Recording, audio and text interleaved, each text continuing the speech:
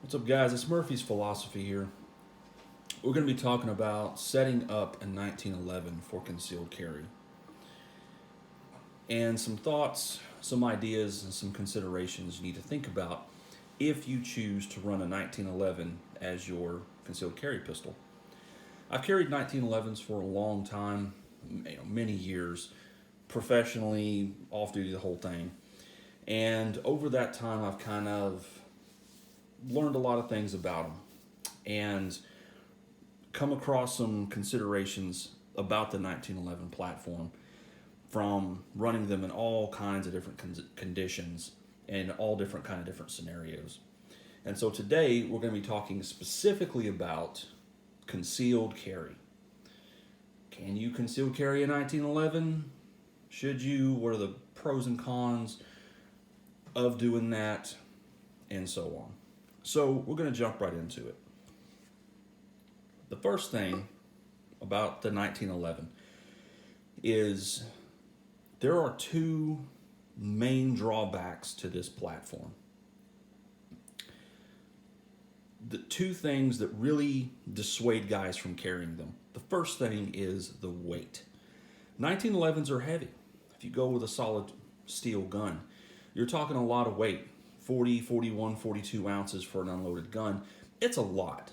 It's a lot to stick in your waistband and tote around with you for 8, 10, 12 hours. The second problem with the 1911, and really the bane of the existence of the 1911, is rust. Rust is a big issue with these guns because they're solid steel. And anytime you get a gun that's solid steel, rust is going to be a problem. As the Marine Corps figured out, which is why when they went with the new Colt M45s, they specified a full stainless steel gun with a finish over top of it. And that's really the best avenue to go through if you're looking for a 1911. You want as much stainless steel in that sucker as you can get, and then you want to finish over top of that stainless steel. So that way rust really isn't an issue. Now the rust that I'm talking about isn't specifically rust that is on the gun, like on the slide or something like that, or even the small parts. That's not really that big of a consideration because you can see that rust and you can address it. Really the rust that we're talking about is inside the frame, inside of here. There's all kind of nooks and crannies and stuff inside this frame. And that's rust that you can't see. And if you can't see it, you can't address it, which means it's going to sit in there and just continue to corrode and fester, and it's going to be terrible. And so the two main things that you want to look at eliminating with your concealed carry 1911 is weight and rust. Those are the two things. If you can eliminate or at least significantly reduce those two problems, you're going to have a much better carrying experience. And so I'm going to go over real quick how I set up my carry 1911s and some different things that I've figured out over the years that really work well on how to do that. So the first thing that we're going to look at with the gun is the overall construction. First of all, I would say get a 5-inch gun. Okay, you can get a 4-inch 1911 and it's fine and they're reliable, especially these days. We know a lot about 1911s, so we know how to make them reliable. But a full 5-inch gun is the way to go, especially if you're going to be carrying appendix. There's no reason to go with a shorter gun. I'll cover appendix carry in a different video, but suffice to say for this one, the barrel length really doesn't matter. So why not go with a full 5-inch gun? The shooting experience is going to be much better, and you're going to kind of get the full benefit of the 1911 by going with a 5-inch gun. So I always start with a 5-inch gun. The second thing I want is to address the first consideration, and that is weight. Now this is a Kimber, see if I can get it in focus here. This is a Kimber lightweight, right? I love this gun. It's one of my favorite 1911s. This gun is great. I've had it for about a year or so, maybe a little longer, and it is fantastic. So going with an aluminum alloy frame gives you significant benefits in two areas, the two main areas that we want to pay attention to, and that is weight and rust. Obviously, aluminum alloy doesn't rust, so you never have to worry about this frame corroding on you in any way. So that's great. That takes one thing out of the equation. The second thing it addresses is weight. Don't be fooled. The difference in weight between an aluminum alloy frame 1911 and a steel frame 1911 is huge, especially when you're carrying this thing. This gun is very nice to carry, okay? The difference in weight between this gun fully loaded and a fully loaded Glock 17 is about 4 or 5 ounces, somewhere around in there. And when it's on your hip, it really doesn't matter. I mean, you really can't feel it that much. I carry this gun all day, every day. It's great. There's no issues with the weight. So that aluminum frame really makes a big difference. I've carried full-size steel frame 1911s in the past, and yeah, you can do it, but man, is it a chore. So aluminum alloy frame is the first thing you want to go to with a Carry 1911. Now, you may be thinking, that's great, lighter weight, but isn't that going to increase the recoil of the gun? And the answer is yes, with an asterisk. Yes, it's going to increase the recoil a little bit when you go with a 45. But the increase in recoil is not going to be that much. To put this into context for you, and this is just a subjective test, okay? To put this into context, I went out to the range with a friend of mine. He had a full steel frame Springfield operator, and I had this gun. And we wanted to do a little test. So we loaded up a few magazines, and we shot a full magazine through my Kimber Lightweight, and I put it down and then fired a full magazine through his Springfield operator with a weapon light attached. And the recoil difference between the two pistols, I'm going to estimate at around 3 to 5%. This gun recoiled 3 to 5% more than his full steel frame Springfield operator. Now, he also did this test. He loaded up his gun. He shot his gun, then he shot my gun. And he even commented, he's like, wow, the recoil on this is really not bad at all. Like it's I can barely tell any difference between your Kimber and my Springfield, even though your Kimber is way lighter. And I said, yeah. And I was surprised by this as well.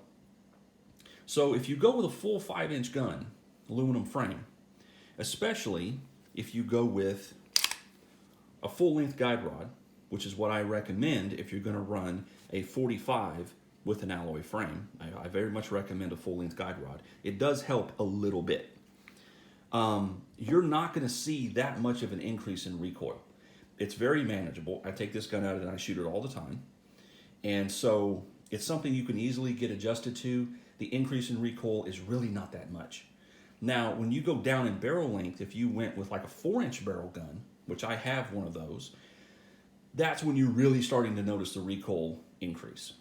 The 4-inch gun, shootable, but man, you really wouldn't want to put like 300 rounds through that gun in one shooting session. Your hand's going to be sore the next day. That little sucker, it bucks. But the full 5-inch guns are really not bad at all, especially if you're used to 45s. So the aluminum alloy frame is not that big of a consideration when you're talking about recoil. What about durability? I'll touch on that real quick. Kimber says about 25,000 rounds through an aluminum gun. Now, some people may look at that and say, "Well, that's only 20." Yeah, that's more than you're probably going to shoot in a lifetime. I mean, let's be serious here. Let's be honest. Most people don't go shoot 1,000 rounds through their gun every month, unless they're a competition shooter, in which case aluminum frame is not for you. But most people would be lucky to put a whole case of ammo through their pistol every year. I mean, seriously, you just don't shoot. The average person does not shoot that much. But even if you put 1,000 rounds a year through your gun, you're still looking at a gun that's going to last about 25 years. And that is a very conservative estimate, and Colt puts the same estimate on their guns. But remember, this is a conservative estimate from a firearms manufacturer. Okay? There are many, many people out there that have way more rounds through their guns than 25,000. And their aluminum frame guns are still trucking along just fine. So the durability of these aluminum alloy frames, if they're made right, if they're used proper materials, they're type 3 hard anodized and all that kind of stuff, durability, I'm telling you right now, is not an issue. I have aluminum frame 1911s that I have thousands of 45 rounds through, and they're just fine. Like the wear on the frame is nothing. Even the feed ramp is nothing. This gun has about 1,000 rounds through it so far, and I've noticed no wear at all on the frame. And so the durability of these aluminum alloy frame 1911s is just stellar. And that's due to the fact that we have excellent materials these days, and we have over 100 years of experience making 1911s. We know how to make them now. Companies like Kimber, Colt, Springfield, they have literally decades and decades of knowledge and experience on 1911, so they know how to make them right. So in my opinion, there's absolutely no reason to not go with an aluminum alloy frame for your 1911, unless this is a duty gun or a competition gun. But we're not talking about that right now. We're talking about concealed carry guns. So absolutely go with an aluminum alloy frame. You will love it and you will carry it. The second consideration is the slide material and small parts. Again, rust.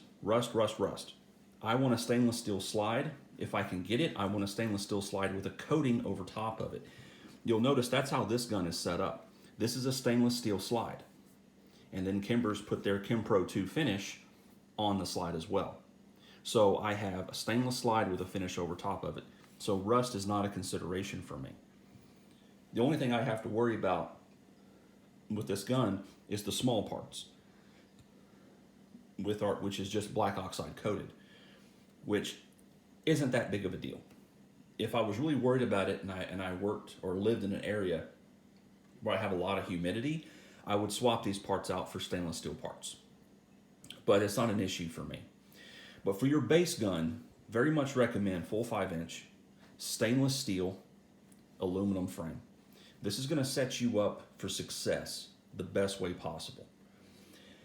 Now, a couple things extra that we want to look at, and I've already touched on one. If you're going with a 45, I very much recommend a full-length guide rod. All Kimbers come with these. A lot of Springfields come with them. Full-length guide rod is going to be your best friend. It's going to help reduce that recoil just a little bit. It's not a big deal, but it does help a little, and that's good. So for me, I'm going to take the slight increase in weight of a full-length guide rod to make the gun a little bit more controllable. The second consideration is the mainspring housing. This is a nylon mainspring housing.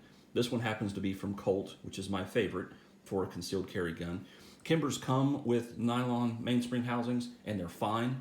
The reason I usually swap mine out for the Colt is because the Colts are serrated, and the Kimbers are checkered. And depending on how I'm carrying the gun, that checkered backstrap can dig into my skin a little bit and be uncomfortable. And that's the only reason I typically swap them out for a Colt mainspring housing. But go with a nylon mainspring housing. Now I know some of you are like, oh my God, it's not steel. Oh my God. Yeah, there's no reason to go with a steel mainspring housing. I know some of the old school traditionalist 1911 guys out there are like clutching their pearls right now. But this is now it's 2024, okay? We have a lot of experience of plastics and different materials. This mainspring housing really doesn't do anything. The mainspring is in here, and it rests on this pin right here, okay? That pin is what's taking the load of this spring. It's not the mainspring housing itself. And so this mainspring housing is under very, very little, if any, load when the gun is put together. So Colt has been putting nylon mainspring housings in their 1911s for years and years and years, and so has Kimber. And they work fine. I've never seen one fail. I've never heard of one fail. I'm not saying they never have. I'm saying I've never seen it. And obviously, it isn't a big issue if you have, many manufacturers that are still putting them in their guns. Think of it this way. A Glock is all plastic. When is the last time anyone complained about the durability of a Glock? Yeah, never. So, mainspring housings are heavy. If you get a steel one, they are very, very heavy. They're more heavy than a lot of people realize. And, excuse me, they also can rust, especially if you get a carbon steel one. So if you get rust in your mainspring housing, how are you ever going to see that? If it's down here in the housing itself, or if you get water in the channel right there, how are you ever going to see it? The answer is you're not, unless you completely disassemble the gun. And so going with a nylon or a plastic mainspring housing eliminates the rust, and it also greatly reduces the weight of the gun. And again, rust and weight are the two enemies we're trying to fight with this thing. So go with a nylon mainspring housing. It will be just as durable. It's not going to break. You'll be fine. Okay? You'll be fine. Don't panic about it. There's no reason in the world to go with a steel mainspring housing. Going with a steel mainspring housing will easily add an ounce, maybe 2 ounces to this gun. So that's the mainspring housing. Very much recommend a nylon from either Colt or Kimber. Full-length guide rod. I want a stainless steel slide, preferably one that's coated on top of that. I want an aluminum alloy frame to reduce the weight of this gun. Okay. Now the rest is kind of up to you. And I have some sights on here, the tritium front and a blacked out rear. I have a short trigger. I like short triggers in my guns, but the rest of it is kind of whatever you want to do. I will say this: if you're going with a 9mm 1911 for your carry gun, then I would skip the full-length guide rod because you don't need it. It's extra weight that you don't have on, that you don't need, because you're carrying a 9mm. A 9mm in a 1911 really doesn't kick. I mean, it's ridiculous. It's like shooting a water pistol. So there's no reason to add that extra weight. So in that case, I would recommend just going with a plain GI guide rod on your 9mm 1911s. So that's the basic overview of a carry 1911, what I look for, what I recommend, and so on and so forth. If you go this route, you're going to have success. You're going to have a gun that you really love to carry, and it's going to work very well for you. It's going to work for a long, long time, and you're going to enjoy the gun. You're going to enjoy carrying the gun. Just remember, anytime you're setting up a 1911, whether it's concealed carry or duty or whatever, the two main enemies of the gun is weight and rust. So you need to look at guns that eliminate those, or at least greatly reduce those two problems. Anyway, this is a concealed carry 1911 and how to set it up, and just some thoughts and opinions on that. I hope y'all got something out of the video. I appreciate you watching, and this is Murphy signing off.